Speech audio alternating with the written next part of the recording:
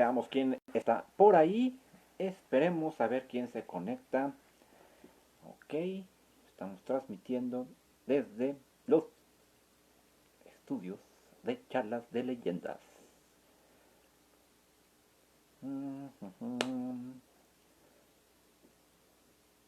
Bueno, ok, todavía no tenemos a ninguna persona conectada. Y esta noche vamos a hablar específicamente de uno de los recintos pues más emblemáticos por cuanto hace el edificio que contiene estas colecciones. Sin embargo, yo considero que es uno de los edificios más bellos que nos van a representar específicamente lo que es la, el, el, la arquitectura, sobre todo de la época porfiriana. Esta es la última parte de Porfirio Díaz. Y en este caso, pues bueno, vamos a hablar un poquito de este recinto. Gustado, obviamente, la mayoría de las personas. Bueno, ya tenemos gente que se empieza a conectar a esta plática.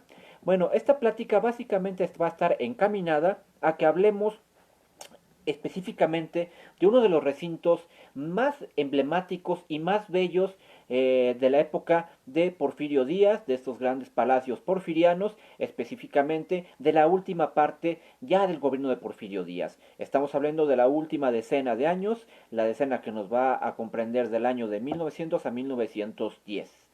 Y bueno, este edificio obviamente estaba construido bajo los ejes de orden y progreso que tenía Porfirio Díaz.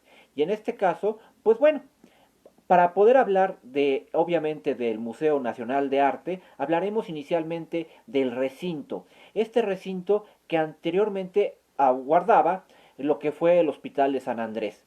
Y bueno, me gustaría, obviamente, para empezar a hablar ya parte de lo que es historia, vamos a hablar un poco de sus antecedentes. Obviamente, las personas que sean católicas posiblemente lo deben de saber, o si no, pues bueno, lo van a saber, que en este caso San Andrés va a ser el primer apóstol de Jesús. De hecho, se dice que San Andrés era inicialmente discípulo de Juan el Bautista, que cuando lo van a bautizar a Jesús, obviamente va a escuchar que se abre el cielo y va a ver aquella frase de que este es el Cordero de Dios que quita el pecado del mundo. Y entonces San Andrés va a correr con su hermano menor, que casualmente siempre que tenemos la idea que San Pedro era el más grande de todos, no, el más grande de todos realmente era San Andrés. San Andrés va a seguir a Jesús. De hecho, unos aspectos importantes de San Andrés es que San Andrés va a ser el discípulo que le va a llevar a Jesús los 5 panes y los 2 pescados en la multiplicación de los panes después de aquel sermón del monte. Entonces, esa parte que tenemos de San Andrés. San Andrés además es el santo patrono de Rusia, fue el santo patrono de Prusia también. San Andrés va a morir en las zonas de Grecia, en la ciudad de Patras, va a terminar siendo crucificado en una cruz en forma de X. Esta crucifixión obviamente va a ser su representación iconográfica de San Andrés. ¿Y por qué San Andrés? Bueno, San Andrés obviamente él va a ser el patriarca igual de la iglesia ortodoxa en este caso. Y en este caso va a ser tomado no específicamente por una orden, sino más bien en tiempos del virrey Núñez de Haro, que también había sido arzobispo de la Ciudad de México. Él va a agarrar y va a decretar en 1770 la construcción del Hospital de San Andrés. Este hospital, obviamente, inicialmente tenía lo que era encargado la atención de todos los tipos de enfermedades. No había un tipo de enfermedad en específico que atendiera, y además que obviamente va también a asimilar lo que son las actividades del Hospital del Amor de Dios, que obviamente va a fungir también como laboratorio, va a contar con una farmacia, la más completa de la Nueva España. Y San Andrés se va a ubicar este hospital en lo que anteriormente había sido un colegio y seminario jesuita. Ahí va Núñez de Haro, es donde va a decretar que se establezca el Hospital de San Andrés. Un hospital que también va a tener sus historias. Una de las historias más importantes de San Andrés la vamos a tener específicamente porque ahí va a ser el lugar donde van a realizar el segundo embalsamamiento de Maximiliano de Habsburgo. Maximiliano de Habsburgo inicialmente a su muerte, a su fusilamiento, él va a ser embalsamado por el doctor Licea allá en Querétaro, un embalsamamiento que va a ser muy mal llevado, va a terminar literalmente, el cuerpo se va a empezar a podrir en el camino, además que el hecho de traerlo de Querétaro a la Ciudad de México va a pasar pesares, lo que increíble es el cuerpo de Maximiliano, desde el hecho que no cabía en la caja, por un lado, por otro lado tenemos que también Maximiliano estuvo mal embalsamado, entonces cuando llegan aquí y Juárez ve el cuerpo como estaba de Maximiliano, obviamente la reacción de Juárez es, ¿sabes qué? Saludos Salim, pues aquí estamos. Bueno, entonces, Maximiliano va a ser nuevamente embalsamado. Y literalmente hay una versión que dice que en el hospital de San Andrés, Maximiliano va a ser literalmente colgado por los pies para que le saquen, para sacar todos los líquidos que el doctor Lisiaga había hecho mal. Y que se drenen esos líquidos para poder volver a hacer un embalsamiento, o embalsamar perfectamente el cuerpo de Maximiliano. Dice esta versión que inclusive fue un jamonero el que hizo el embalsamiento de Maximiliano. Sin embargo, este hospital va a tener una cruenta historia, porque al final de sus días resulta que Sebastián Lerdo de Tejada va a tener muchos conflictos todavía con algunos conservadores y todavía con gente que estaba a favor del extinto Segundo Imperio, y lo que va a provocar es que sea un motivo de discordia entre liberales, o los que quedaban los liberales y los conservadores. Y derivado de esto es que se va a mandar a tirar ese hospital de San Andrés para allá, por ahí en los años de 1880. Sin embargo, perdón, 80 no, 72. Sin embargo, va a quedar el predio vacío, y para 1880 se le va a empezar a buscar de alguna u otra manera un fin. Ahora bien, estos planes para volverlo a hacer van a avanzar hasta 20 años después, hasta principios del siglo XX. Para el año de 1900 es cuando se empieza a ver, sobre todo vamos a pensar y vamos a recordar cuáles eran las frases, en este caso del gobierno que estaba dirigiendo a la nación. Estamos hablando de Porfirio Díaz. Porfirio Díaz en aquella época, no hay que olvidar que las frases que manejaba Porfirio Díaz eran las frases de orden y progreso.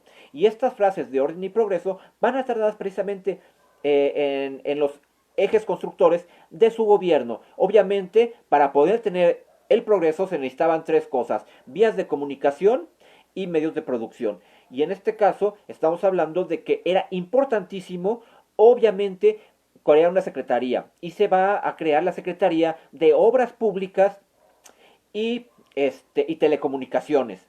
Y estos van a estar resguardados originalmente en lo que sería en el Palacio de Obras Públicas y Telecomunicaciones o Comunicaciones, y van a estar en lo que era el nuevo edificio que se va a construir.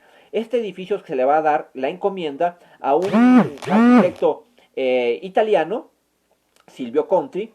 Silvio Conti nos va a entregar un portentoso edificio, un edificio que está construido en 3 plantas, un edificio que es totalmente de orden ecléctico, un edificio que va a tener la parte que es parte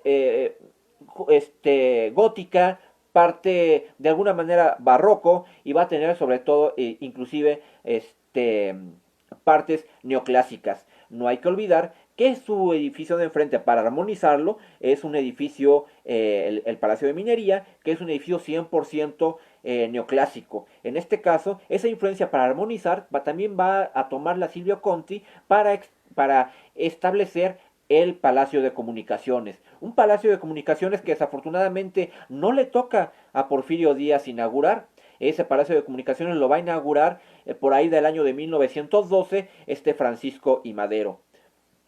Sin embargo, este edificio también va a estar colocado, obviamente, en una plaza que va a tomar el nombre de uno de los principales, de manera indirecta, promotores de la cultura en México, sobre todo a finales del siglo XVIII, como lo es Manuel Tolsá. Y de Manuel Tolsá tenemos gran parte de obra dentro del recinto del Museo Nacional de Arte, además que nos recibe sobre todo la obra, por decirlo de alguna manera, una obra cumbre de Manuel Tolsá, que es El Caballito, la escultura ecuestre de Carlos IV. Y esta escultura ecuestre de Carlos IV, inaugurada en 1803, y esto va a ser en lo que es el Zócalo capitalino, o lo que era la Plaza de Armas, donde se va a establecer este mandato del virrey Marquina para construir esta escultura ecuestre de Carlos IV. Una escultura que si uno lo ve cuando se estrenó, obviamente no era la escultura que vemos ahorita.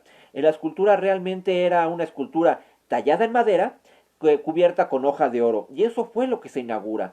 Posteriormente se hace el vaciado de esa obra. Se dice que Manuel Tolsá, cuando hace el vaciado de la obra, lo va a hacer bajo tierra. En este caso, si uno caminara hacia atrás, hacia la zona de atrás de Palacio Nacional, lo que actualmente es, o fue más bien el barrio universitario, o el antiguo barrio universitario del centro de la Ciudad de México, hacia la parte de atrás está lo que es la iglesia de Loreto, y lo que es el antiguo colegio máximo de San Pedro y San Pablo. Si uno camina por esa calle, lo que se va a encontrar, obviamente, es la iglesia de Loreto. Pues bien, al lado de la iglesia de Loreto se encontraban los talleres de Manuel Tolsá. Manuel Tolsá se va a encargar de hacer de tener a sus empleados, y donde se va a hacer la fundición de esa escultura ecuestre. Se dice que derivado de eso es que la dentadura por las altas temperaturas la va a perder Manuel Tolsá. Y bueno, ese caballito va a ser llevado justamente al Zócalo capitalino. De ahí va a tener unas caminatas, se va a dirigir posteriormente, ya después en la época de la independencia, posterior a la independencia, la época de la Primera República o la República Mexicana ya como tal, se va a llevar a lo que es los patios de la Universidad Real y Pontificia de México, que se encontraba en lo que actualmente es el Palacio de la Suprema Corte de Justicia de la Nación. Hacia la parte de atrás es donde se encontraba aquel edificio de la Universidad Real y Pontificia de México, que por cierto es precursora de lo que actualmente es la Universidad Nacional Autónoma de México, que hace unos días estaba celebrando 110 años de su creación en la Universidad Nacional de México. La autonomía la va a adquirir unos años después, en la década de los 30, pero bueno, ahí está, en la parte de atrás de la Suprema Corte de Justicia, es donde se encontraba esta Universidad Nacional, esta Universidad Real y Pontificia, y ahí es donde se va a llevar específicamente este caballito de Manuel Tolsá. De ahí lo va a salvar Lucas Alamán de que sea destruido. Este caballito posteriormente va a ser llevado a lo que actualmente es el cruce de las avenidas Reforma y avenida Juárez, que por cierto ahorita está tomada. Bueno, en esta glorieta, que se va a llamar la glorieta de Bucareli, ahí también se van a encontrar lo que eran los dos tlatoanis, Izcoalt y Alzayacat, que decían que, mira, Enrique Chávez, saludos, Enrique, espero que las fotografías te estén generando bien. Creo que desafortunadamente la pandemia nos tocó, pero me imagino que pudiste haberte dado una escapada allá a sacar fotografías de las luciérnagas. Si quieren algún curso de fotografía, los que nos estén viendo, con toda confianza pueden buscar en redes sociales a Enrique Chávez, así Enrique Chávez Hinojosa. Él puede darles mayor información sobre trabajar con cuestiones fotográficas. Es un buenazo. Pero bueno, entonces resulta que cuando va a estar específicamente la glorieta del caballito, va a estar acompañada de los tlatoanis que van a ser llevados allá por la salida a Pachuca, y que van a ser actualmente los Indios Verdes. Pero bueno, inicialmente estuvo ahí, posteriormente ya en 1979 va a llegar al lugar específico que ocupa actualmente, que es la Plaza Manuel Tolsá. Ahí cuando llega, inclusive hay anécdotas sobre el caballito. Una de las grandes anécdotas, por qué se llamaba caballito de Troya, es porque cuando estaban fundiéndolo, que todavía era madera, quisieron ver cuántas personas cabían dentro de ese caballo y cupieron 15 personas. Y a partir de ahí, recordando aquella gesta de Odiseo, de Ulises, es que se le llamó de manera de cariño, cariñosa, como el caballito de Troya. Otra anécdota que tenemos específicamente de esta escultura es que también nos remite a lo que es a doña María Ignacia Rodríguez de Velasco, que la Güera Rodríguez. Usualmente hay algunos historiadores que sobre todo, bueno, que dicen hay dos versiones, la de Artemio de Vallarispe y otra que manejan algunos historiadores, que esa escultura tiene un error. El error que dicen los historiadores es que no es una escultura que si uno la ve no tiene estribos en la silla que monta el monarca. Es una escultura sin estribos. Esa es la versión que nos dan los historiadores. Y la versión que nos da Artemio de Vallarispe nos dice que es más bien la posición de los testículos que tiene el caballo, que están en igual posición, cuando esos originalmente se encontraban a diferente altura por lo general. Ese es el error que se encuentra. Yo me inclino más a pensar que es específicamente el segundo, la versión de Artemio del Vallarispe, la correcta. Porque la primera pasan, híjole, claro, haremos ese viaje el próximo año a Luciérnaga. Y bueno, entonces resulta que si uno se remonta más estrictamente a la parte histórica, si uno ve, por ejemplo, porque yo creo que todos lo vimos, lo que es la película del Gladiador, cuando la escena inicial con la que comienza la película es con una batalla con la gente de específicamente de Alemania con los bárbaros germánicos, donde vemos un ataque de caballo, pero ese ataque de caballo, obviamente todos los caballos traen estribos. En estricto sentido, los romanos, sus sillas no usaban estribos. Tenía que tener un jinete romano una gran agilidad para poder maniobrar con el caballo. Y en este caso, don Carlos IV está justamente montado y muy a la usanza de un emperador romano, lo que nos dice que Manuel Tolsá, conocedor de la cultura romana, omitió específicamente y deliberadamente el colocarle estribos a esa escultura, porque los romanos no usaban estribos. O sea que por eso es más creíble, un poquito más creíble de lo que es la versión de doña María Ignacia Rodríguez Velasco, la Güera Rodríguez. Entonces, derivado de eso es que puede ser más creíble esa versión. Y bueno, cuando uno obviamente ingresa al museo, con lo primero que se va a encontrar, obviamente, es con gran acervo y con gran parte de la cultura, sobre todo de arte mexicana, pues es el objetivo del museo, que nos data de mediados del siglo XVI a la fecha.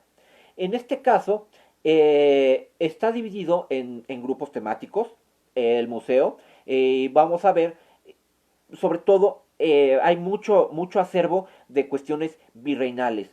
Y las cuestiones virreinales tienen algo muy interesante. Resulta que dentro de la construcción ideológica de la mentalidad de la cultura mexicana, no se considera o no se consideraba todavía gente muy estricta, muy más papista que el Papa, dice que eso no se puede considerar porque México no era Nueva España, aunque los territorios eran los mismos, y las personas que al final de cuentas ocupaban el territorio pues eran los mismos. Al final de cuentas es cuestión de semántica. Pero bueno, entonces derivado de esa situación es que lo que era la parte de virreinal no se estaba contemplada dentro del Museo Nacional de Arte. De hecho, si uno ubica perfectamente la Alameda, en la parte poniente de la Alameda, vamos a encontrar un edificio, una iglesia de color gris, que actualmente es un taller de restauración, creo que es restauración. Anteriormente, todavía hace unos 20 años, o 30 posiblemente, eso se conocía como la Pinacoteca Virreinal. Y la Pinacoteca Virreinal lo que era realmente el acervo que se tenía del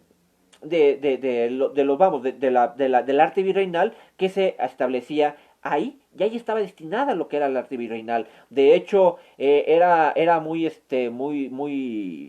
claro o muy tajante ver cómo existía lo que era un edificio hecho exprofeso para las cuestiones indigenistas, y para la cultura virreinal no había nada. De hecho, se va a construir y se va a tomar posteriormente lo que es el Museo Nacional del Virreinato, que se encuentra actualmente en lo que es allá por en Tepozotlán, y obviamente si uno lo ve está fuera de la Ciudad de México. Lo que quiere decir que aún así, aunque el recinto es muy hermoso, sigue siendo de alguna u otra manera restringido o fue restringido el arte virreinal dentro del ideario de cultura mexicana. Sin embargo, este arte virreinal va a ser ya tomado posteriormente, y ya en la década de los 80. Obviamente, por ejemplo, tuvimos en la década de los 80 finalizaba uno de los peores gobiernos que tuvo México, aquella famosa llamada Docena Trágica. Terminaba en 1982 con el gobierno del licenciado José López Portillo. Sin embargo, José López Portillo, independientemente de los problemas que pudo tener con el mal manejo de la economía al final, bueno, desde mediados de su sexenio hasta el final, también hay algo muy interesante. Era un presidente que sí llamaba a la cultura, sí estaba dado a tener lo que era esta parte de promover la cultura. Obviamente, él va a ser en 1982, va a destinar un edificio que ya estaba realmente abandonado. En 1950, cuando se abre lo que es el ESCOT, la Secretaría de Comunicaciones y Obras Públicas, allá por el eje central, entonces en esa década se va a cambiar todo lo que es la parte de esta secretaría, se va para allá, se va a quedar una pequeña destacamento, una pequeña oficina en lo que sería el edificio sede sobre la calle Tacuba. Ese edificio va a ser removido, van a quedar todavía algunos edificios, algunas dependencias como guarderías y como parte de la Secretaría de Hacienda, y una oficina de telégrafos dentro de este edificio, que para 1982 van a ser totalmente removidos. Solamente va a quedar como anexo lo que es la pequeña oficina de telégrafos, que actualmente es un museo nuevo que se encuentra dentro del MUNAL, que es el Museo del Telégrafo. Este museo obviamente nos recapitula desde la llegada del telégrafo, desde Juan de la Granja, hasta el gobierno de Miguel de la Madrid Hurtado, cuando en 1988 se decreta la última comunicación vía telegráfica. Ahí está toda esa parte de la historia de las telegrafías en México. Obviamente los pesares que tuvo la telegrafía durante la época de liberales y conservadores, el auge que va a tener con Porfirio Díaz, también el impulso que va a tener esta parte de las comunicaciones, específicamente ya durante la Revolución Mexicana. Obviamente vamos a tener esa parte ahí como museo actualmente. Y bueno, y tenemos también, como les digo, un edificio que para principios del siglo y que se conserva como tal, es un edificio completamente ecléctico. Esto quiere decir que tiene poquito de todo. Lo mejor de todo es tomado y es llevado a esta parte del edificio de obras públicas.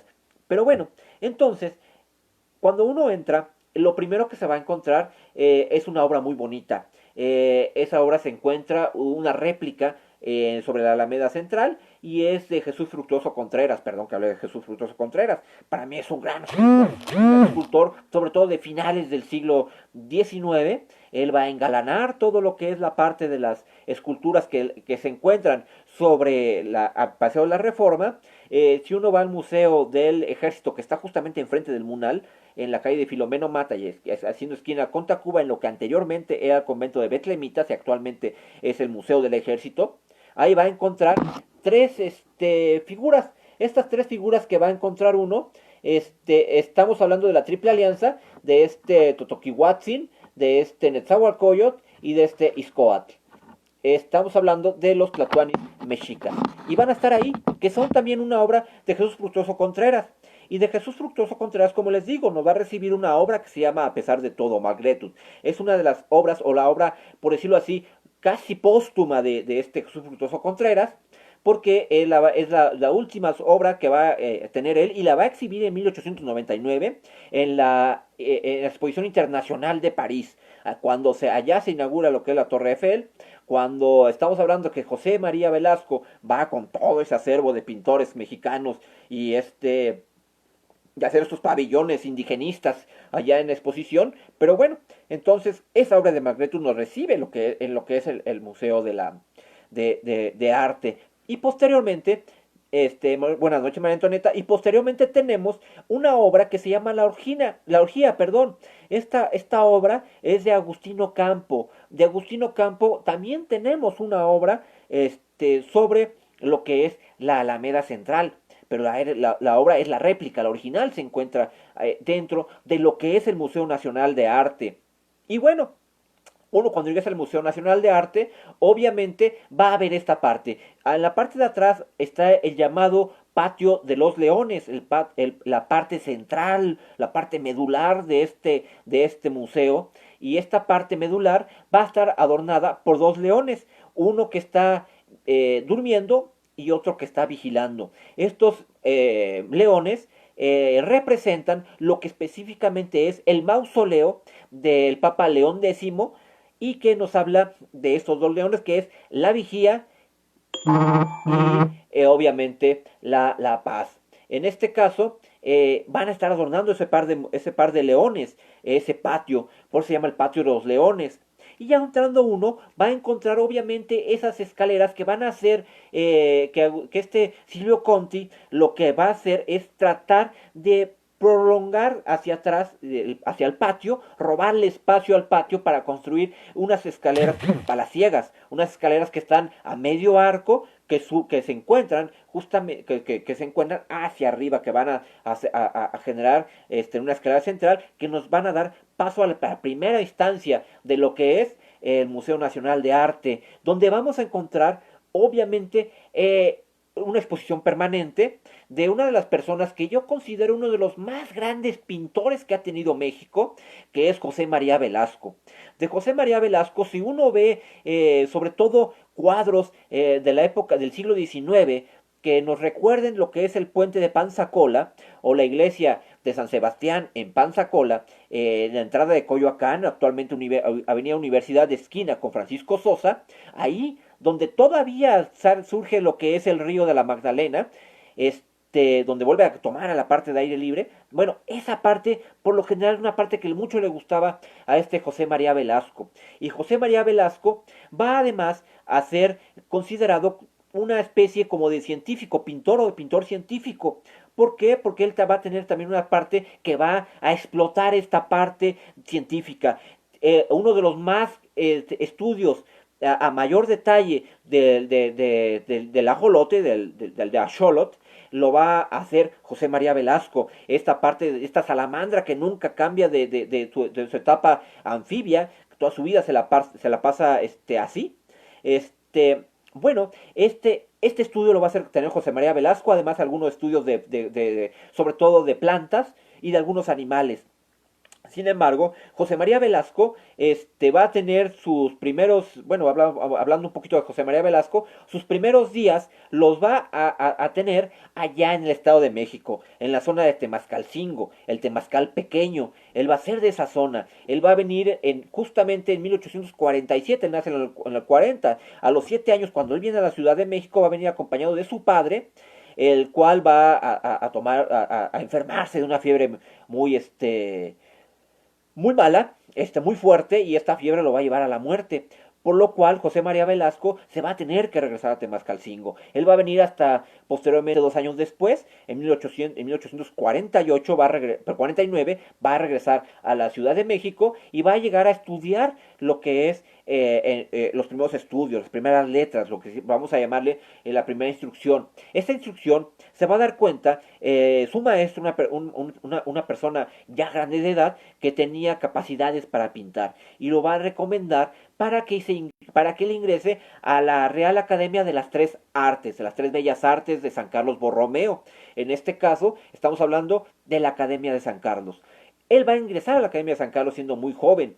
Sin embargo, su papá ya había muerto, su mamá tenía que trabajar y él al final de cuentas también tenía que trabajar para complementar los gastos que podían tener su mamá y sus hermanos y él en su casa. Entonces, derivado de esto es que él va a trabajar desde muy joven. Sin embargo, va a ser el pintor italiano Eugenio Landesio, lo va a recomendar o le va a recomendar que se meta a un programa para que concurse por una beca. Él va a concursar por esta beca y la va a ganar. El cuadro que le va a dar este triunfo a José María Velasco es Patio del antiguo convento de San Agustín, allá en Tlalpan. Obviamente este cuadro le va a permitir a José María Velasco específicamente obtener la beca y a partir de ese momento José María Velasco ya deja de trabajar, por lo menos en actividades que no tenían que ver nada con el arte. Y él va a empezar a trabajar en lo que es, primero como estudiante dentro de la Academia de San Carlos y a los pocos años lo van a convertir en maestro. Sin embargo, durante este periodo él va a demostrar grandes dotes para poder pintar y sobre todo paisajes. En aquella época, por ejemplo, el maestro Landesio se lleva a todo su grupo allá a algún lugar, alguna zona cercana a la Ciudad de México, alguna parte de semiprovincia, y se dedicaban a hacer lienzos por separados de cada una de las cosas que después iban a ser integrados en los cuadros. Sin embargo, José María Velasco tenía una característica completamente diferente. Él llevaba directamente el óleo ya enmarcado. Y lo que hacía era pintar directamente sobre el óleo. Los lienzos los hacía sobre el óleo. Entonces, mientras sus compañeros estaban todavía integrando las figuras dentro de su óleo, José María Velasco ya las tenía completamente concluidas. Les digo, al final de cuentas, se va a convertir este José María Velasco en una de las personas o de los mejores discípulos de Eugenio Landesio y de Santiago Rebull. Santiago Rebull, pintor mexicano, y Eugenio Landesio, estamos hablando de un pintor italiano. Esta influencia que va a tener José María Velasco, uno lo va a notar en sus cuadros. Si uno ve la obra de José María Velasco, hay dos características impresionantes en la obra de José María Velasco. Bueno, tres, pero la tercera es para un ojo muy más desarrollado. La primera, que es que nadie pinta las nubes como las pinta José María Velasco. Una de las más grandes paletas para pintar nubes la tenemos con José María Velasco. Esa es una. Y otra muy importante, que José María Velasco le imprime movimiento a todos sus cuadros. ¿Qué quiero decir con esto? Captura acciones. Tenemos dos cuadros, si uno visita de manera presencial lo que es el Museo Nacional de Arte, en la parte principal de lo que es la sala dedicada a José María Velasco, se va a encontrar dos cuadros muy similares, que es el Valle de México visto desde el Cerro de Santa Isabel Tola. En este caso, el primero, hay con ellos una diferencia de 5 años. En el primero, uno va a ver el cerro y va a ver el Valle de México al fondo, las nubes que les digo, se va a ver parte de lo que era la villa de Guadalupe Hidalgo en aquella época, y se va a ver también lo que es una mujer que va caminando con su hijo y su hijo va jugando con un perro y el perro literalmente está brincando sobre el niño. Pues bueno, esta acción parecería fotografía, la captura de una manera tan natural José María Velasco que es increíble verlo. Sin embargo, todavía en lo que es en los cielos, uno puede ver en esa obra un José María Velasco que todavía no está tan dado a lo que era él, a lo que era realmente, a lo que fue José María Velasco. Esa obra la vamos a tener con su cuadro gemelo, que tiene 5 años de diferencia, que es el Valle de México, visto desde el Cerro de Santa Isabel Tola, pero para el año de 1775. Bueno, este cuadro obviamente es completamente diferente, ya no aparece la mujer con el niño, sino aparece lo que es una águila que va devorando o trae en sus garras a un pequeño cardenal. Bueno, es un pajarito azul, cardenal no es. Pero bueno, a un pajarito azul y la imagen se capta de manera increíble. Sin embargo, también si vemos lo que es el cielo, ya vemos una región totalmente transparente. Estamos viendo unas nubes perfectamente definidas, los volcanes que están allá. Vemos por qué realmente Alexander von Humboldt va a decir que la Ciudad de México es la región más transparente. Vamos, Era increíble la vista. Bueno, el Cerro de Santa Isabel Tola, para los que no sepan, se encuentra por la zona de la villa. Y entonces, desde allí de la villa, él va a tomar como referencia esa parte hacia lo que es el Valle de México y va a captar ese movimiento. Sin embargo, los cielos ya son muy azules. Si uno quiere ver la obra diferenciada de José María Velasco en comparación con su maestro, que es con Eugenio Landesio, la va a ver sobre todo en los cielos. Eugenio Landesio tenía la costumbre de hacer lo que eran las pinturas almibaradas, con colores rojizos. Uno no sabe si realmente era un amanecer lo que pintaba Eugenio Landesio o era un atardecer. Lo que va a hacer esa definición la va a tener perfectamente José María Velasco reflejada en sus obras. Y bueno, y vamos a ver esa parte de José María Velasco, inclusive vamos a ver también cuadros muy importantes de José María Velasco, como lo es la Catedral de la Asunción de María en lo que es en la Verde Antequera o lo que es en Oaxaca. Verde, que le da el nombre a Oaxaca, Antequera, uno lo va a ver reflejada en ese cuadro que uno ve en lo que es un cuadro que el padre el obispo Gilo le va a pedir. El obispo Gilo, hermano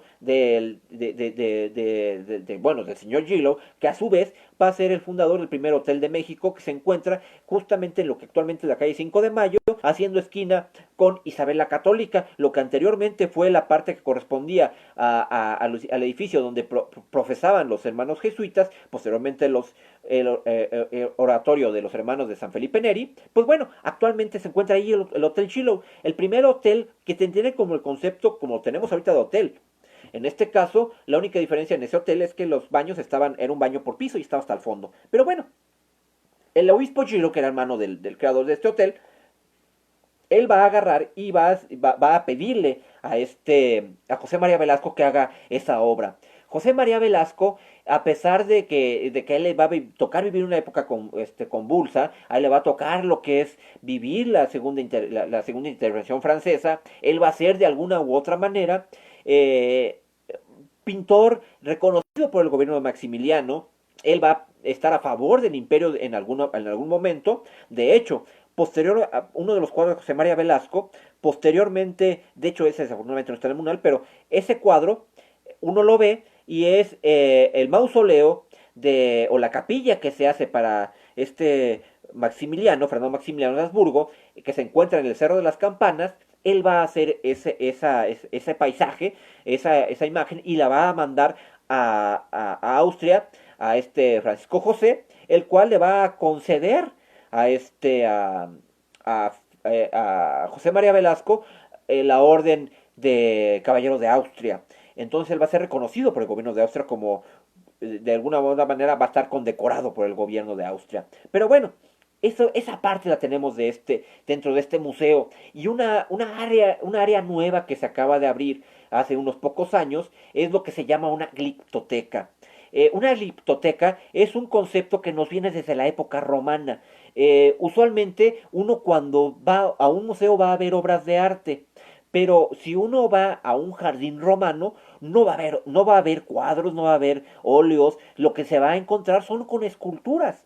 Gran parte de esa formación de esculturas, donde se van a acumular y van a estar pistas al público, van a hacer lo que es una gliptoteca.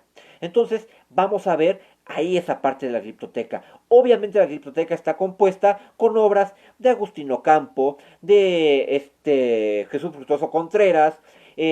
Vamos a tener también obras de Mardonio Magaña. Inclusive vamos a ver obras de autores que de alguna u otra manera han establecido un parangón en la historia de México.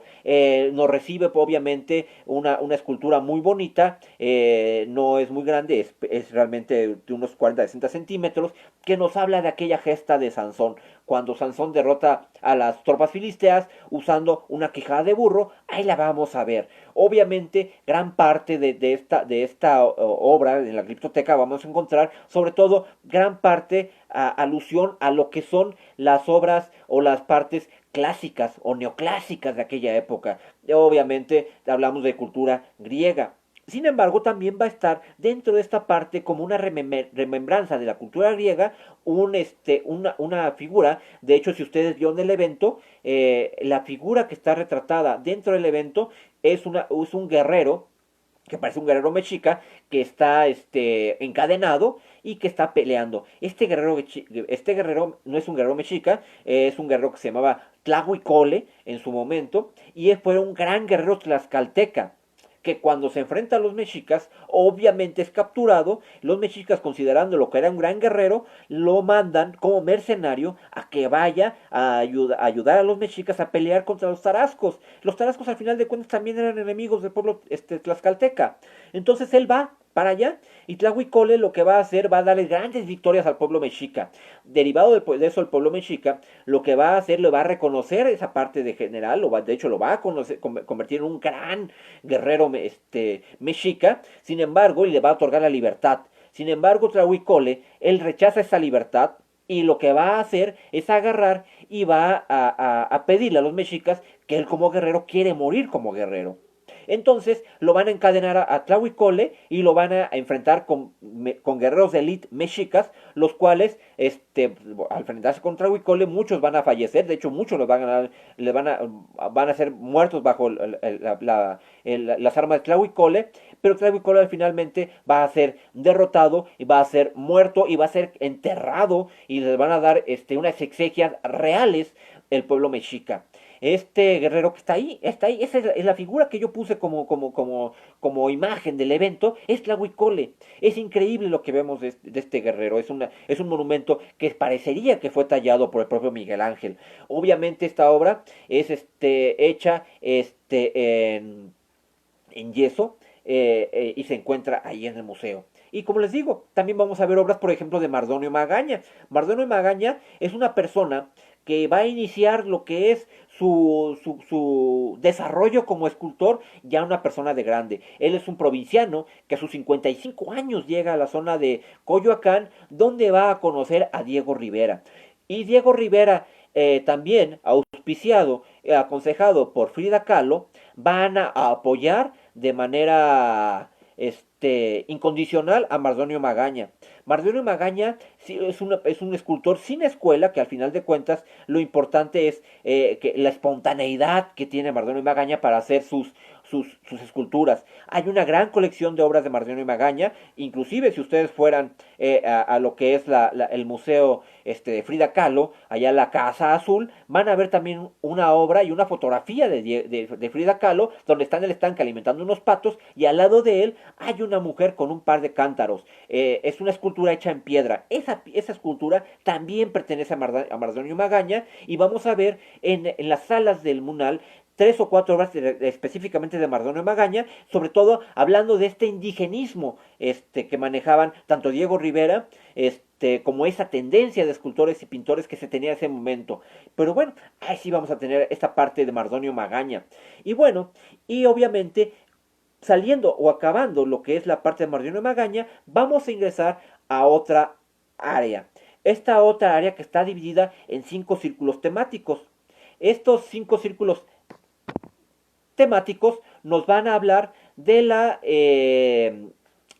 desarrollo desde de mediados del siglo XIX, que sería todavía lo que es la academia, la parte de la Academia de San Carlos, hasta las vanguardias y hasta el estridentismo. Vamos a ver obviamente obras de tanto de Francisco Goitia, vamos a ver también obras de Saturnino Herrán, vamos a ver unos cuadros increíbles, sobre todo de esa parte de Diego Rivera que poco se conoce. Diego Rivera va a obtener inicialmente una beca del gobernador de Veracruz, el gobernador Beltrones, el cual le va a otorgar una beca que lo va a mandar a lo que es a Bélgica, a la zona de Brujas, donde él va a desarrollar esa parte que uno lo va a conocer como estridente, como impresionismo. La parte impresionista de Diego Rivera, obviamente, es poco explorada, sobre todo aquí en México. Sin embargo, el Munal tiene bastantes obras de esta parte impresionista. Obviamente, el impresionismo, estamos hablando de obras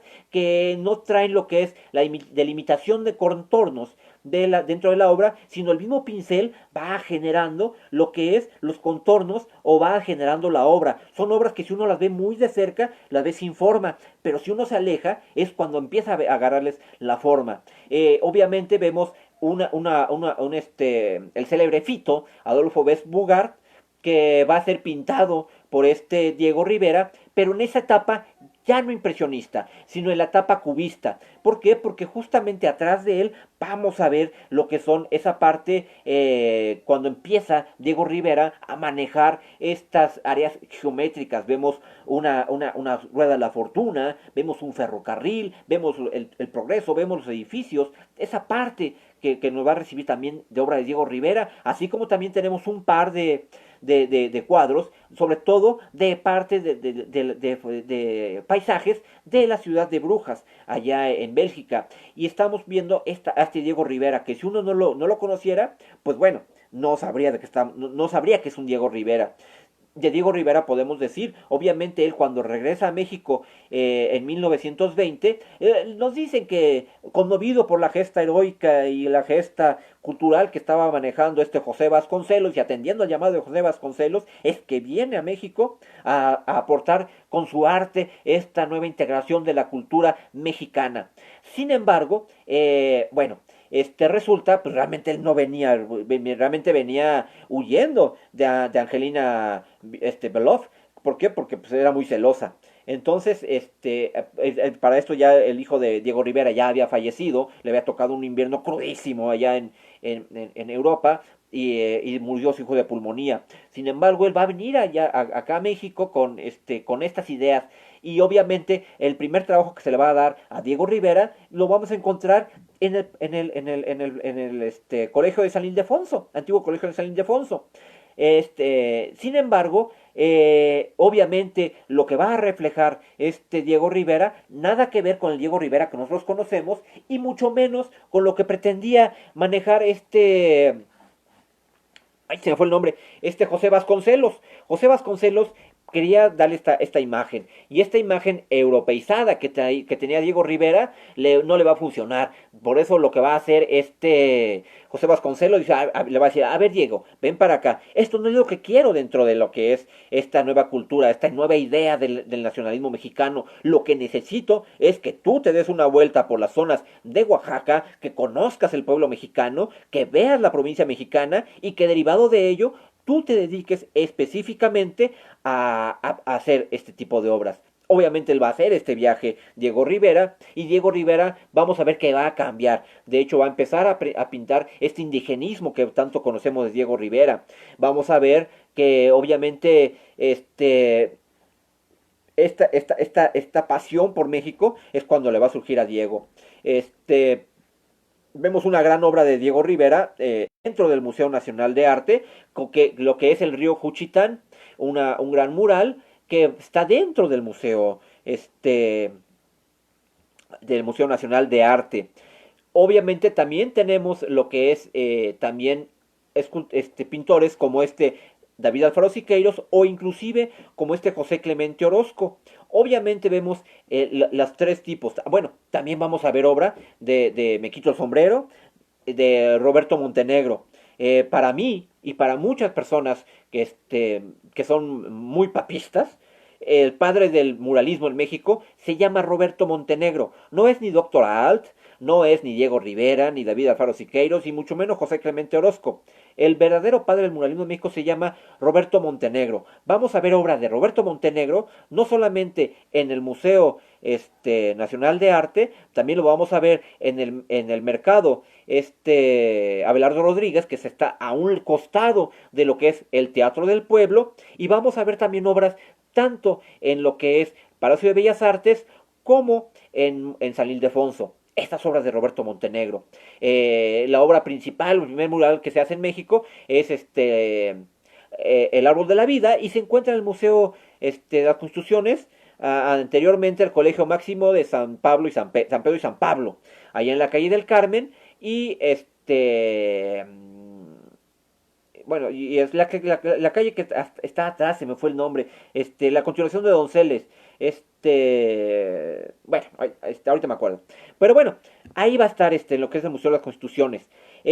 Y bueno, esta parte vamos a tener. Obviamente vamos a también tener obras de una promesa que no se cumplió, de Abraham Ángel. Abraham Ángel, aquel muchacho que tiene esos trazos infantiles, esos trazos inocentes, pero con gran fuerza. Y obviamente lo vamos a ver en tres obras, no, dos obras que sí son tres. Tres obras, pero dos obras principales que se encuentran de ahí.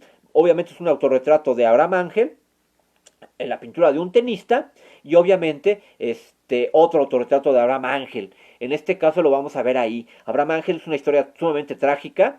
Él termina suicidándose por su maestro, que lo había cambiado por otro alumno. Vamos, porque no solamente eran maestros, eran, aunque no era tan abierto en aquella época, pero eran homosexuales al final de cuentas. Y lo va a cambiar por otro muchacho, que le encontró, mayor una promesa, sin embargo, Manuel Rodríguez, y sin embargo va a agarrar y no le va a funcionar ese cambio que va a tener Rodríguez. Entonces, y Manuel Ángel, perdón, Abraham Ángel se va a terminar suicidándose con inyectándose directamente en las femorales una jeringa llena de cocaína, de heroína, perdón, y es lo que va a matar a Abraham Ángel a los 19 años de edad, cuando él, a sus 19 años, ya era considerado un gran maestro dentro del arte.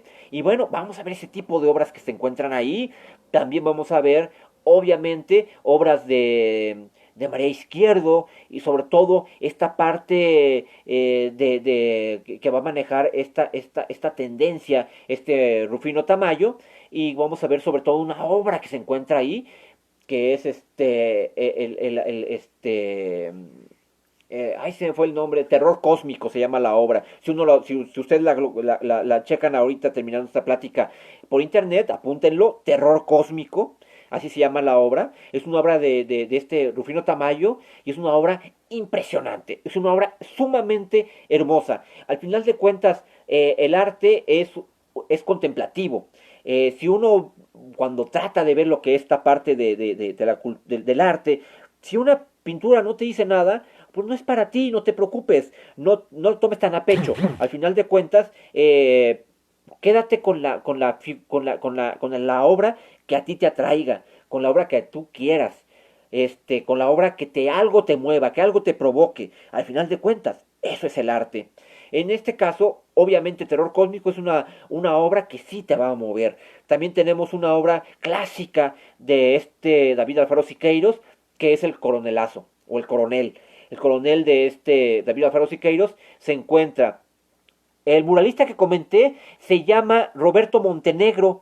Ese lo vas a encontrar en la obra de San Sebastián, bueno, el árbol de la vida, que se encuentra en lo que sería el retablo principal del Colegio Máximo, la capilla máxima, la capilla principal del Colegio Máximo de San Pedro y San Pablo. Ahí vas a encontrar esa obra, se llama El árbol de la vida, o las dos estaciones, y estamos hablando de que en el centro se encuentra San Sebastián, y es un San Sebastián muy ortodoxo, porque a uno cuando ve a San Sebastián siempre lo ve con el torso semidesnudo. En este caso no, en este caso uno lo va a ver vestido con una armadura negra.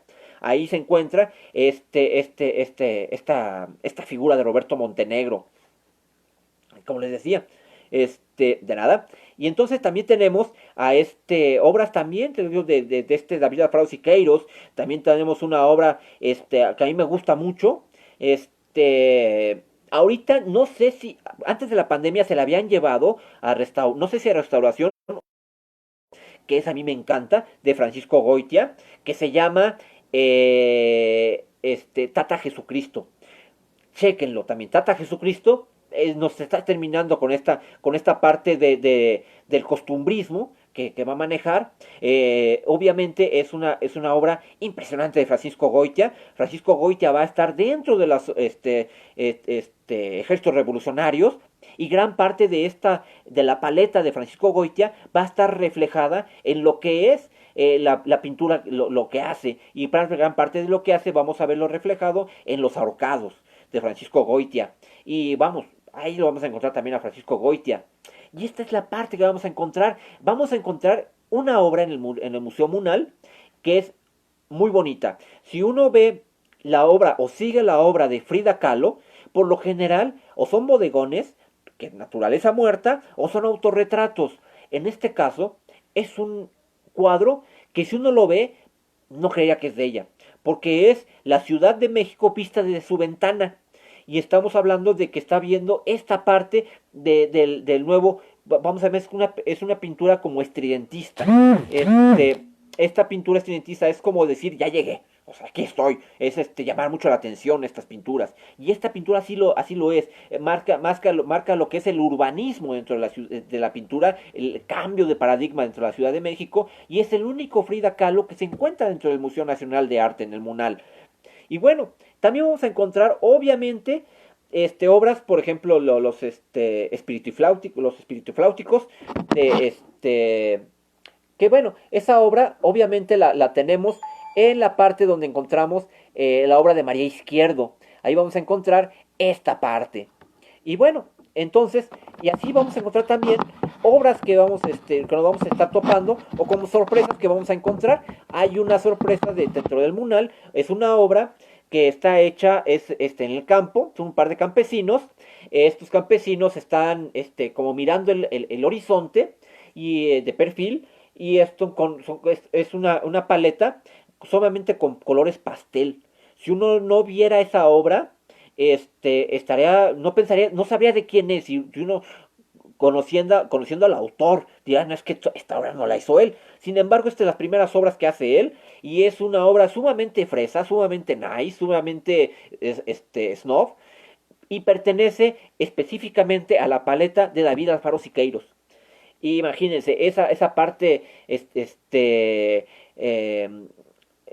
¿cómo llama? Esa fuerza que imprime a la pintura, esa rústica que maneja, esa paleta tan fuerte que maneja David Alfaro Siqueiros, pues literalmente parece una acuarela, lo que vamos a ver en específico de ese cuadro de David Alfaro Siqueiros. Vamos a encontrar igual también una serie de obras que van a ser una especie de manieristas, que obviamente los pintores manieristas es pintar a la manera de.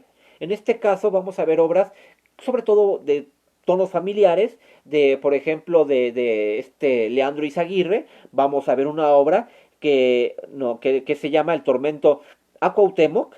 Esa idea que tenemos de que le están quemando los pies a Cuauhtémoc y que está con Totoquihuatzin, ahí también no, no, Cacamatzin, que le están quemando los pies.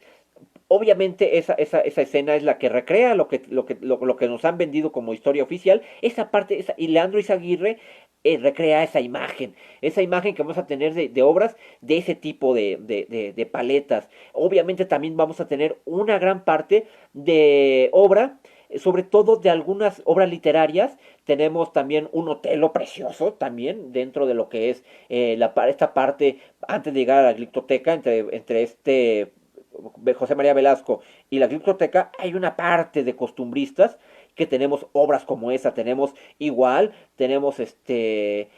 milagros que tienen que ver con pasajes bíblicos, que tienen que ver con pasajes de novelas. Vamos a encontrar ese tipo de obras. Vamos a encontrar igual de Leandro Izaguirre lo que es matanzas que se hacen, la matanza de Cholula, está también ahí reflejada. Y también está reflejada lo que es Fray Bernardino de Sahagún, también lo vamos a ver.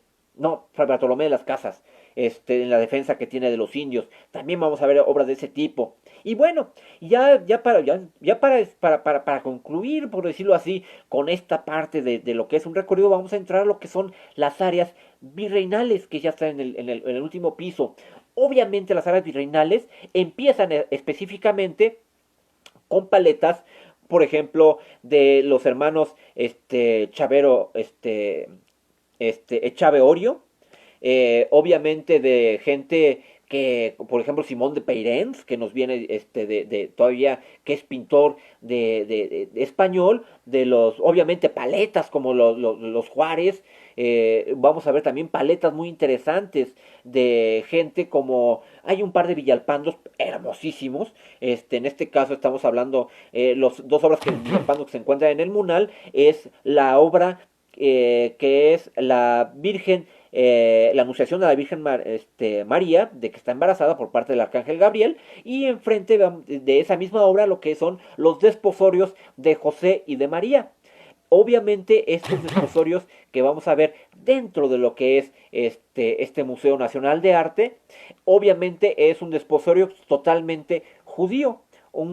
Es una ceremonia judía. No hay que olvidar que José y María pues, no fueron cristianos, no fueron católicos, realmente ellos fueron judíos. Y hay como respetuosos de la religión, ellos van a hacer lo que son estos esposorios. Vamos a ver, obviamente, a José sosteniendo su azucena, porque la leyenda ahora nos dice que la forma de que se escogió a José para ser el marido de María es a través de una vara, y la vara que floreciera era la vara que iba a ser por parte, era la señal con la cual se iba a escoger al marido de María. Y en este caso, esta vara va a florear en una azucena. Por eso, de alguna u otra manera reconocido, San José dentro de la iconografía religiosa. ¿Por qué? Por esta parte, igual por los colores, él siempre va a estar pintado con verde. Y vamos a ver, obviamente, al Santo del Silencio, así reflejado de esta manera. Y vamos a ver también lo que es obviamente esta parte, lo que son la pintura barroca, llamada en aquella, se dice que era llamada de manera despectiva por aquello que se llamaba barruca, que barruca era una manera de hablar de forma peyorativa de la pintura barroca. La pintura barroca lo que nos va a hacer sobre todo es a contarnos una historia. No nos va a reflejar una situación específica. Por eso vamos a ver, por ejemplo, lo que es el Tormento de San Lorenzo, en gran formato, que se encuentra en las áreas virreinales, y vamos a ver también, justamente enfrente de esa obra, lo que es el Milagro de San Francisco. En este caso, dos obras. La primera obra de San Lorenzo nos habla de la leyenda áurea, de cómo San Lorenzo es capturado por los romanos, cómo es mandado a que literalmente sea pasado por la plancha, va a ser dorado, es más, dicen de manera chusca, que cuando San Lorenzo ya estaba en las brasas, obviamente él pide que lo volteen porque ya estaba bien cocidito de ese lado, entonces que lo volteen porque lo cocinen del otro lado.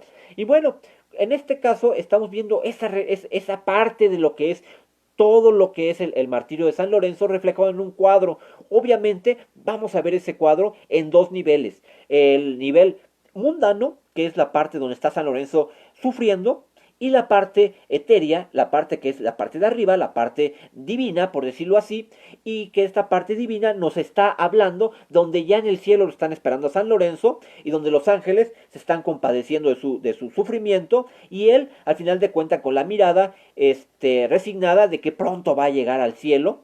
Es esa parte. Una cuestión interesante dentro de la pintura barroca que vamos a encontrar son los llamados rompimientos de gloria. ¿Estos por qué?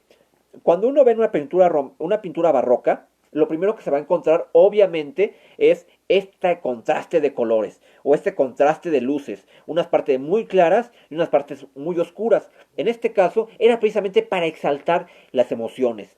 Y además ellos también tenían lo que se llamaba el terror vacui, el terror al vacío, o el horror vacui, el horror al vacío. Entonces, por eso es que el barroco, de alguna manera, es que lo han estado considerando como muy saturado dentro de esta parte. Sin embargo, estos rompimientos de gloria, en este caso, nos vienen del cielo. En este caso, los cuadros van a tener una especie de luminosidad. Hagan de cuenta que es un foco. Y la sombra y la luz que va a proyectar ese foco sobre las figuras, usualmente es o sobre el rostro del santo o sobre alguna parte que esté manejando esta parte de la parte de la leyenda áurea. Por ejemplo, también vemos un cuadro de José Luis Juárez, Y este cuadro nos habla de un San Agustín lactante, un San Agustín donde está inspirado por la Virgen María, y la Virgen María literalmente lo está amamantando con un pecho, pero desde lejos. No se ve el pecho de la Virgen, sino simplemente se ve que en el lugar de donde está su pecho sale un hilito blanco. Ese hilito blanco, obviamente, uno ve cómo la santidad, en este caso de la Virgen, lo está iluminando en el rostro a San Agustín, y a su vez de la parte de arriba también hay una luz que nos llega. Esa luz que es el rompimiento de gloria, lo que está demostrando es que también lo está iluminando la divinidad. Este tipo de elementos es los que vamos a encontrar dentro de la parte barroca. Esta parte que va a veces contrastes de luces. Por eso es muy importante cuando uno está en un cuadro barroco ver esos detalles. Obviamente siempre van a exaltar esa parte. Así que si te portas bien, vas a tener la gloria. Sin embargo, también va a haber esa parte oscura, esa parte ese temor que si uno ve los cuadros, sí te van a causar cierto temor o cierto pavor, y es cuando la parte de abajo, o por lo general, ahí es una parte muy mundana, o una parte subterránea, o un demonio que está esperando por ahí, que está deteniéndolo, que está siendo detenido por algún ángel o algo por así. Por ejemplo, hay un cuadro justamente al lado del Villalpando, que es la adoración de los pastores. Este cuadro, la adoración de los pastores, imagínense, es la imagen previa a la visita de los Reyes Magos. En este caso, los primeros que llegan con Jesús, o con María, o con la Sagrada Familia, al nacimiento de Jesús, son los pastores, no los Reyes Magos, no los magos de Oriente. Entonces, estos pastores que van a adorarlo, obviamente cuando uno ve esa imagen, uno lo va a ver, rostros sumamente arrugados. La idea de esta paleta, la idea de pintarlos así, es atemperar o dejar más marcados los claroscuros, o la forma en que llegaba la luz. Y lo vamos a ver ahí. Obviamente al final del cuadro vemos como hay un par de demonios como que se quieren meter al cuadro. Un ángel los detiene como diciéndole, espérate, ahorita no puedes entrar porque estamos de fiesta. Dios ha nacido y tú te quedas ahí guardadito. Bueno, es más o menos la idea que quieren generar estos pintores novohispanos. Obviamente, también vamos a encontrar pinturas, como les digo, uno de los tres grandes pintores novohispanos, obviamente va a ser Villalpando. El otro va a ser Juan Correa. De Juan Correa, en el Munal, no, sí tenemos no, solamente una obra de Juan Correa. Y de Juan Correa, lo que vamos a ver, si ustedes han oído la frase aquella de que píntame angelitos negros, y piensan que Pedro Infante o Manuel López Ochoa fue el que la inventó, no. Juan Correa era un pintor ya no hispano y era mulato, era castizo, como les digo, era mulato. Entonces, las primeras representaciones de ángeles que vamos a ver dentro de las obras de Juan Correa es esa pintura de algunos ángeles negros dentro de sus cuadros. Juan Correa. Juan Correa, si ustedes han caminado sobre la calle Pino Suárez y ven lo que es en la iglesia de la Pura y Limpia Concepción de María, o la Purísima Concepción, ven un mosaico donde se encontraron Hernando de Cortés y Moctezuma Xocoyotzin. Ahí ese cuadro o ese mosaico es realmente la representación de un biombo que va a pintar Juan Correa. Y vamos a ver esas características que tiene la pintura de Juan Correa. Obviamente, en específico estamos hablando casi en su mayoría es arte sacro. Hay poco arte seglar. Sin embargo, sí hay un par de cuadros, sobre todo el primer cuadro entrando a la parte de áreas virreinales, vamos a ver un cuadro completamente seglar. Y bueno, entonces vamos a ver esta paleta, inclusive sobre todo, ya casi terminando lo que son las áreas virreinales, vamos a encontrar en una parte dedicada a Miguel Cabrera. Miguel Cabrera es muy importante dentro de la pintura novohispana por una simple y sencilla razón. Casi todas las representaciones que tenemos de la Virgen de Guadalupe fueron pintadas por Miguel Cabrera. Miguel Cabrera, al final de cuentas, esta pintura que él va a tener, porque va a pintar a la Virgen, porque él es el único que va a tener el permiso de pintar directamente a la Virgen de Guadalupe. La tilma de Juan Diego la va a tener como patrón Miguel Cabrera. Miguel Cabrera uno lo puede encontrar en un billete de 200 pesos porque la representación de Sor Juana Inés de la Cruz que se encuentra dentro de ese billete es pintada por Miguel Cabrera. Ese es un Cabrera. Cabrera, al final de cuentas, también va a ser uno de los grandes pintores novohispanos. Y específicamente casi toda un área corresponde a Miguel Cabrera. Casi toda una sala. Y también vamos a ver, ya saliendo de esta sala, lo que es todavía una figura, no es tan detallada, pero lo importante es que nos va a hablar de lo que es un auto de fe. En un auto de fe estamos hablando lo que es un juicio, la parte de cuando se llevan, la Inquisición lleva un juicio, y en este caso lo estamos viendo reflejado en esta parte, en este cuadro.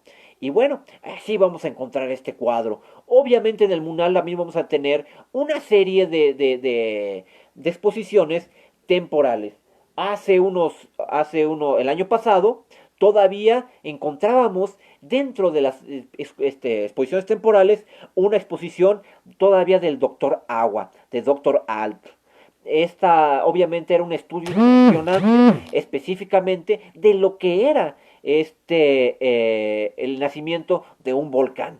Si uno ve esta parte del volcán, si uno pusiera en orden todos los cuadros y bosquejos de Gerardo Murillo, tendría la historia documentada perfectamente de lo que es en específico el nacimiento del volcán Paricutín. No hay que olvidar que él se va a vivir a las faldas del volcán Paricutín para ver el desarrollo del volcán, lo que le va a acarrear que tenga algunos problemas circulatorios y terminen cortándole una pierna. En este caso, él por esa pierna que le van a cortar a Gerardo Murillo, es que él como tenía algunos enlaces con el ejército, le van a permitir que suba a aviones, que suba a avionetas, que suba inclusive a pequeños helicópteros, con los cuales él va a hacer los primeros aerodibujos o los primeros bocetos o paisajes desde el cielo. Tenemos una imagen sobre todo del Doctor Alt dentro del Munal que nos va a hablar de aquella presencia ausente. En este caso, porque se supone que este cuadro está tomado o está realizado sobre el volcán Popocatépetl. Sin embargo, el volcán Popocatépetl no se ve. Lo que vemos es su sombra reflejada en el valle. Y esta sombra es la que está pintado el valle, y esta sombra que es del volcán Popocatépetl que va a proyectar Gerardo Murillo, la vamos a ver dentro del Museo Nacional de Arte. Hay que recordar que también Gerardo Murillo es muy importante porque Gerardo Murillo va a inventar sus propios colores, su propia cáustica. Y en este caso estamos hablando de que se los van a llamar los alt colors.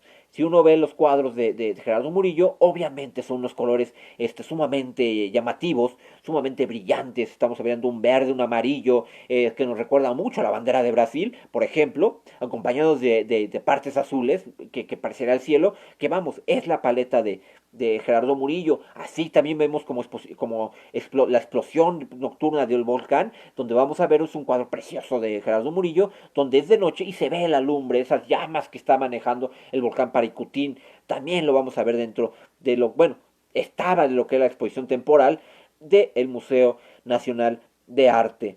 Y bueno, esta es a grosso modo gran parte de lo que podemos hablar del Museo Nacional de Arte. Obviamente, lo más importante dentro del Museo Nacional de Arte es, sobre todo, como son artes contemplativas, es importante el verlo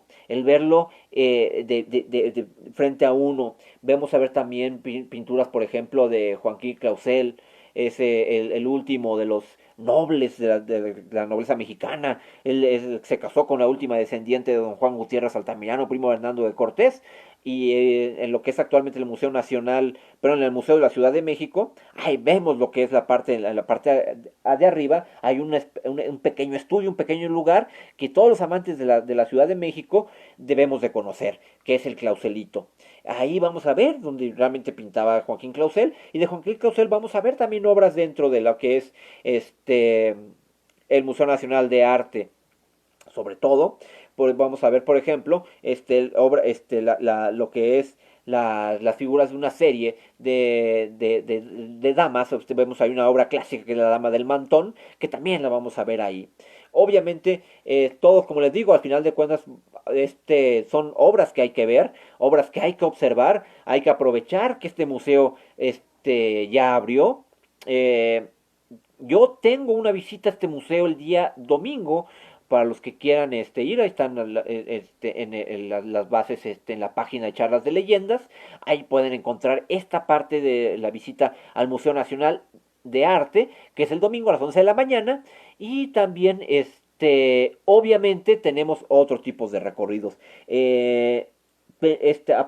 Tengo el viernes, tengo un recorrido al ayuntamiento.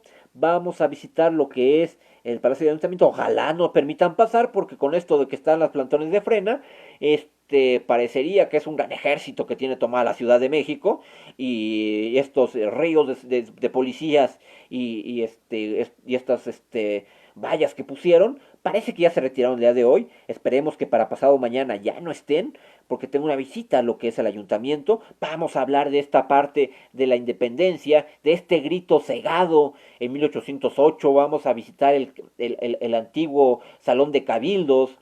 Este, ¿Cuánto y por qué tan caro el domingo? Es 100 pesos por persona, y estamos hablando de que ahí está a las 11 de la mañana, 10:45, en lo que es abajito del Caballito, es la cita. Y bueno, esto es ahí para entrar al Munal. Y el Munal, obviamente, esa parte que hay que ver las obras. Y como les decía, y al ayuntamiento hablaremos de Diego, Francisco Primo de Verdad. Hablaremos del virrey Iturrigaray. Y vamos a hablar de una serie de personajes que tuvieron que ver con el ayuntamiento. Hablaremos del motín del hambre, del motín de 1624, todas estas cosas que nos han dado y que están muy de moda, ¿no? Esta parte de sublevarnos contra el gobierno. Pues bueno, vamos a ver un par de antecedentes que hubo en 1624 y 1692. Vamos a platicar de eso. Y esto es el viernes. El día sábado tengo una visita.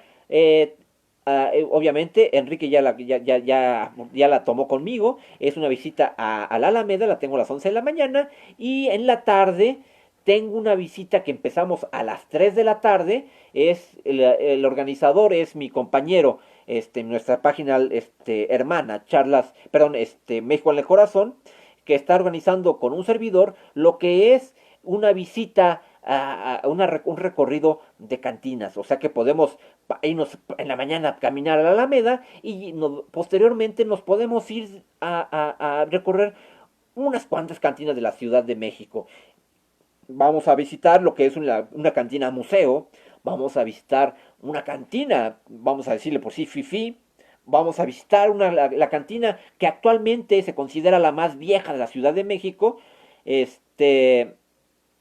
Ajá, te paso los datos, Enrique. Y vamos a hablar también de esta cantina, que es la más vieja, que les digo, que está ahí peleándose con la Peninsular. La Peninsular reconoce que no es la primera.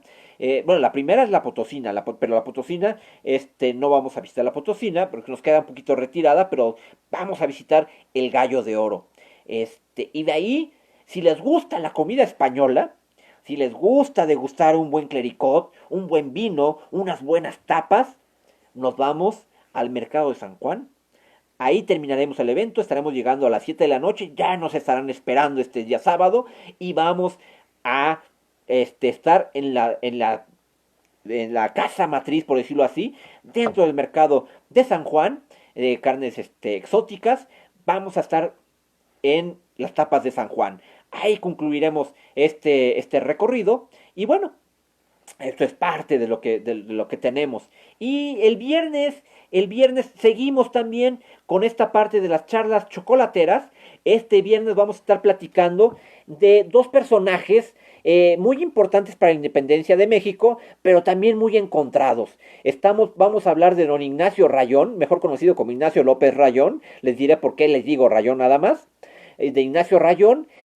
Estamos hablando también de José María Morelos.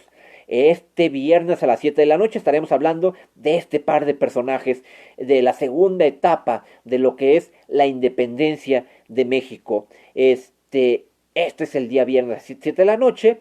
Y también hay un proyecto nuevo que no sé si les puedas, bueno, ya ha tenido bastante aceptación. Va a ser la primera vez que lo menciono aquí en Charlas de Leyendas, que es llevar las charlas chocolateras, pero a otro nivel. Estamos hablando de que vamos a estar visitando cafeterías en la Ciudad de México, vamos a estar visitando algunos bares en la Ciudad de México y vamos a hacer transmisiones directamente de estos lugares.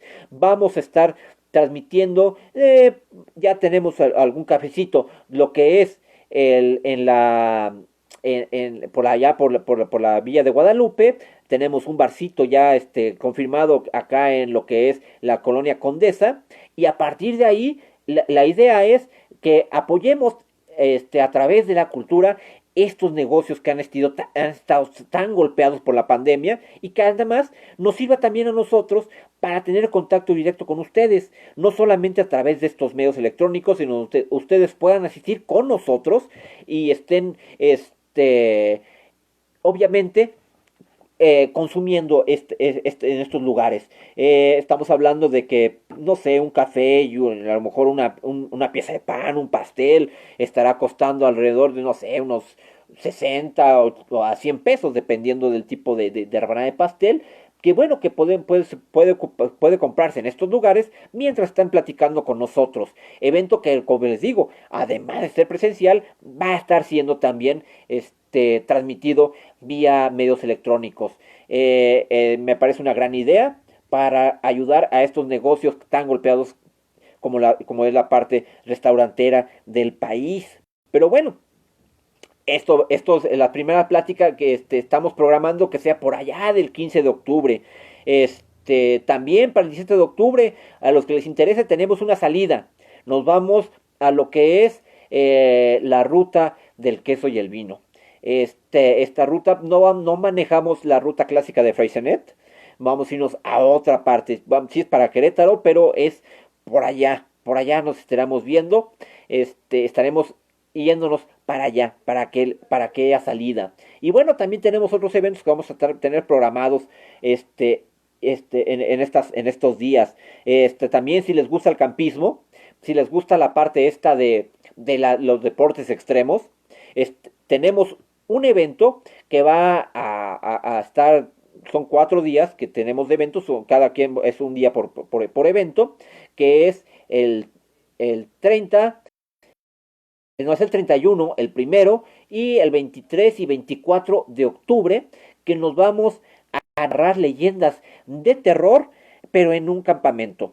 Esto nos vamos a la zona de la Marquesa y vamos a estar narrando literalmente al calor de las fogatas, leyendas de terror. Son leyendas caracterizadas, muy interesante el concepto. Si quieren espantarse, vale la pena ir. Esto lo estaré subiéndolo en redes en estos días para saber exactamente todavía los costos, porque además es una experiencia gastronómica, porque aparte del campismo también tenemos degustación de algunos de alguna u otra manera. Va a haber cena, va a haber igual algunos alcohol, bueno, lo que ustedes gusten. Al final de cuentas es un campismo, y es un campismo libre, y ya es una zona que yo ya fui. Sí, está muy bonita, está adelantito de lo que es el Valle del Conejo, acá rumbo a, o sea, si uno fuera a Santiago Tianguistengo, hay una desviación que se lo lleva uno hacia Tenancingo. Y bueno, esta parte es para allá está el campamento. Es un campamento bastante atractivo, y sobre todo por las leyendas. Son puras leyendas de terror para causar miedo, con muchas sorpresas. Si se quieren espantar, vale la pena, porque se van a espantar, porque sí vale la pena. Sí estamos metiéndole mucho coco de cómo hacer estas leyendas. Y bueno, eso será para la última semana de octubre y principios de la de noviembre. Y bueno, esos son los eventos que tenemos en puerta. Todavía tengo eventos, obviamente, de barrio universitario para mediados de este mes, de pronto del próximo mes. Y también tengo para noviembre, la primera semana, una visita No, la próxima semana, bueno, la próximo mes, a la mitad, me toca lo que es Coyoacán, ya está programado para el día 17 también. Y para el día 7 de noviembre, creo, tengo Barrio Universitario. Vamos a visitar cafeterías, vamos a visitar, obviamente, cantinas, vamos a ver qué podemos hacer, dónde vamos a comer dentro de lo que era ese antiguo barrio universitario. Vamos a visitar el mercado Abelardo Rodríguez, ver las obras de los alumnos de estos grandes muralistas. Y bueno, esto es lo que vamos a tener también para noviembre y también para el 3 de octubre. Importante, este evento lo tengo programado desde hace 2 meses, que vamos a visitar la mayoría de negocios centenarios del centro histórico. Vamos a visitar lugares como la Vasconia, vamos a visitar lugares como no sé, obviamente el Gallo de Oro, Merced del Refugio, Liverpool, ya llegó el Camotero, no, ya, bueno, y también, por ejemplo, vamos a hablar del Miriñaque, vamos a hablar de los lugares donde por primera vez hizo el papel picado, estas historias que se niegan a morir, de este México que, a pesar de que uno podía decir que está agonizante, está más vivo que nunca. Eso lo vamos a tener el 3 de octubre, o sea que ya estamos a escasamente una semana. Igual los registros están en la página Charlas de Leyendas. Y bueno, eso es lo que tenemos programado para estos días. Y a ver también qué otros eventos, que también me los comunicaré, de lo que es de nuestra página amiga, nuestra página hermana, que dirige a Abraham Villadas, que es México en el Corazón. También es un importante lugar donde también tenemos una serie de eventos. Tuvimos la semana pasada, ya hace 15 días, tuvimos lo que fue una experiencia de chiles en nogada. Estuvimos en el barrio de San Ángel, allá por Chimalistaca, hablamos de esas zonas, visitamos esas partes del convento de la Merced, visitamos lo que fue el atrio de San Jacinto y terminamos el recorrido con una experiencia gastronómica. Ahí nos acompañó la maestra Dalila Vázquez, hablándonos de esta historia del chile en nogada. Interesantísima historia. Y además de que nos habló de esta historia del chile en nogada, la chef Marisela Flores también nos hizo unos grandes chiles en nogada que estaban riquísimos.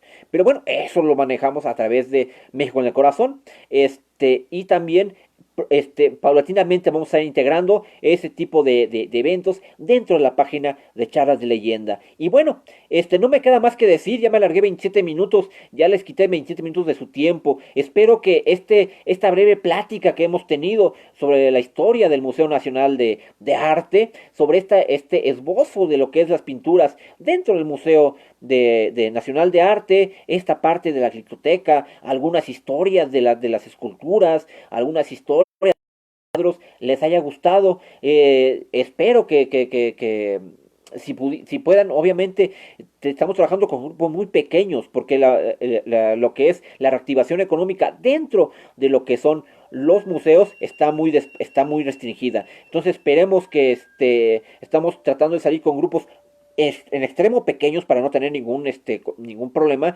con las autoridades de los museos, por lo cual les recomiendo que si el domingo tienen ustedes interés de ampliar ya de viva voz o viendo directamente lo que son las obras y recordar esta plática y platicar obviamente de estas historias de las leyendas, lo puedan ver. Entonces les digo, los datos de contacto están directamente en lo que es Charlas de Leyendas.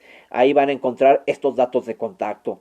Mi nombre, Alejandro Romo, y les recuerdo que pueden seguirnos a través, obviamente, de Charlas de Leyenda. Mañana jueves tenemos programa en la noche, Hola TV, a través de Facebook, y vamos a hablar específicamente de lo que es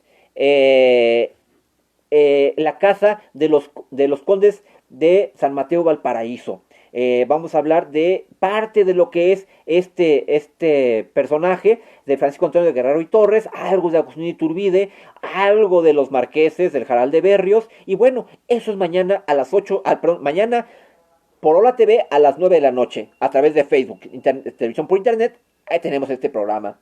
Y bueno, es básicamente lo que tenemos en puerta. Y bueno, agradezco mucho su atención y cualquier duda con confianza están los teléfonos de contacto, ahí es la página, pueden mandarme un mensaje, igual por vía WhatsApp, yo soy directamente el que contesta los teléfonos y les hago llegar cualquier información que quieran. Y bueno, agradezco mucho a todos que me acompañaron, a Esmeralda Nieto, a Maca Ordóñez, sobre todo a Enrique Chávez, gran amigo ya de charlas de leyenda, y ya tenemos ya un tiempo conociéndonos, y bueno, a través de Hola TV sin H, Hola TV, así como Hola de Hola, Hola TV, lo puedes buscar, inclusive los programas yo los termino, cuando ya pasan de la plataforma de Hola TV, que los pone ella en YouTube, yo los bajo y los vuelvo a subir a la página de Charlas de Leyendas por YouTube. Ahí están los programas de Hola TV. Ya tenemos como unos 15 programas, yo creo. Estamos, obviamente los programas, la temática es muy diferente porque los programas de Hola TV son programas que hablamos de un lugar en específico o de un personaje o de una situación en específico o algo que pasaba socialmente en la Nueva España o en la Ciudad de México y retomamos el tema, hablamos del lugar y platicamos la leyenda que encierra ese lugar y la leyenda que encierra esa historia. Y estamos hablando de que ya manejamos la semana pasada, si mal no recuerdo, fue Nacional Monte de Piedad. Hablamos de don Pedro Romero de Terreros, de la leyenda de don Pedro Romero de Terreros. Una semana antes habíamos hablado del Hospital de Jesús, de la Pura y Limpia Concepción de María, y también hablamos de la leyenda de Petronila Jerónima. Leyendas que ahí están y que ahí nos hablan de esta parte de este México. Y así hemos hablado igual de República de Uruguay, hemos hablado de duelos, hemos hablado de títulos nobiliarios, hemos hablado de Inquisición, hemos hablado inclusive de pandemias. Hemos retomado este tipo de leyendas y este tipo de situaciones. Y ya saben, Hola TV, mañana tenemos, les digo, es Palacio de los Condes Santiago, de San Mateo, Valparaíso, actualmente Museo Banamex, Centro Cultural Banamex, que se encuentra sobre la calle de Francisco y Madero. Ahí vamos a hablar de esa construcción y de su historia. Y bueno, como les digo, entonces espero que les haya agradado todo y ya los dejo que descansen mucho. Inmediatamente me comunico con las personas que me están pidiendo datos. Bueno, muchas gracias y que descansen. Muy buenas noches. Hasta luego.